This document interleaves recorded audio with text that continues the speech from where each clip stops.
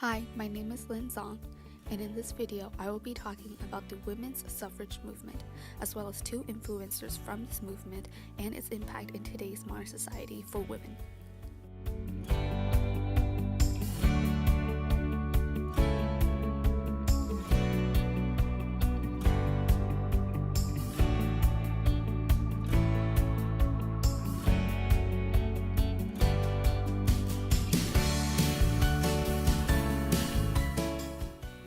So the women's suffrage movement fought for the voting rights of women who were United States citizens. It started in 1848 and ended in 1920 when the 19th Amendment was finally ratified. At the bottom right corner, we can see a picture of many of the women who participated in this movement, as well as on the left arrow, Susan B. Anthony, and the right arrow, Elizabeth Cady Stanton, who both I will be bringing up later on in this video. Though the 19th Amendment was ratified in 1920, many states had already granted women the rights to vote. Earliest known was Wyoming in 1869. July 19, 1848, the Seneca Falls Convention was held and led by Elizabeth Cady Stanton. It was a gathering of those in the towns, Seneca Falls and Waterloo, who supported women's rights. There were over 100 women who attended and about 40 men, including Frederick Douglass. From those, 100 people, men and women, signed the Declaration of Sentiments, which discussed not only voting rights, but also other rights.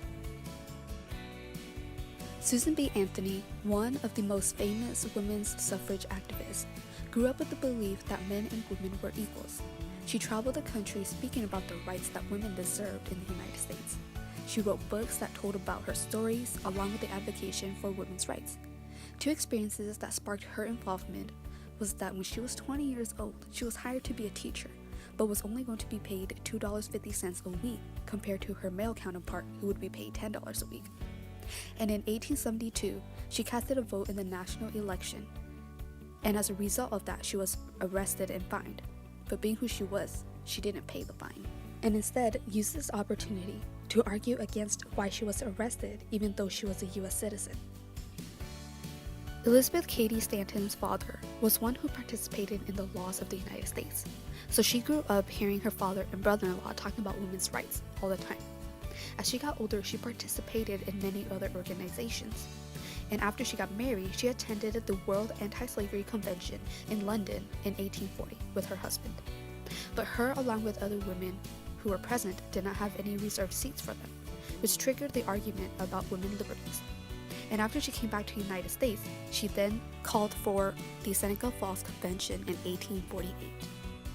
Along with the women's suffrage movement came along the anti-women's suffrage movement, which fought against women's voting rights in the United States, because allowing women to vote would then bring a huge population of voters to the polls, and many feared of that huge change.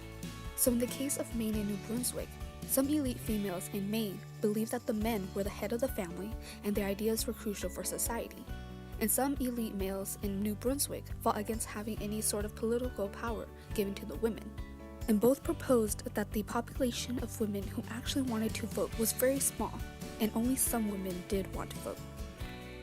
Finally, on August 26, 1920, the 19th Amendment was finally ratified and states that the rights of citizens to vote shall not be denied or abridged by the United States or by any state on account of sex.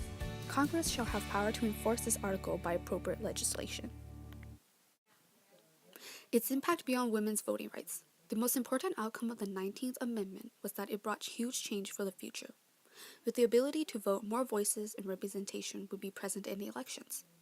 And in the United States, it permitted 30 million women to vote. That is a huge number. And in different parts of the world, many other countries also adopted the voting rights of women in the first 30 years of the 20th century. Not only that, but also leads women to become employed in positions that only males would have been able to secure in the past, such as management and government positions. For example, in the 2018 midterms election, here are some of the women who will be representing in Congress.